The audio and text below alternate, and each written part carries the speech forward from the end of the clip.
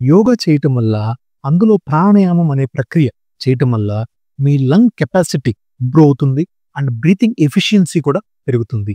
ఈ రెండు టర్మ్స్ కూడా సైంటిఫికల్లీ ప్రూవెన్, అంటే ఎవిడెన్స్ జనరేట్ అయింది, లిటరేచర్ ఎవిడెన్స్ జనరేట్ అయిన తర్వాతనే మనం మాట్లాడుతున్నాం. సెకండ్ పాయింట్, యోగా వల్ల మీకు రెస్పిరేటరీ స్ట్రెంగ్త్ అనేది ఇంప్రూవ్ అవుతుంది.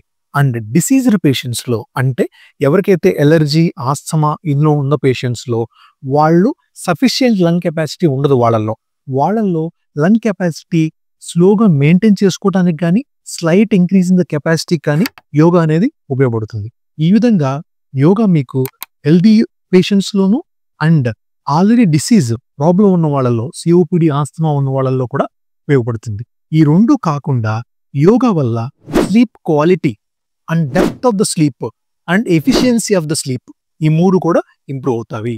ఇవి యోగా వల్ల మనకి రెస్పిరేటరీ హెల్త్ మీద, స్లీప్కు ఉన్నటువంటి బెనిఫిట్స్ అండి.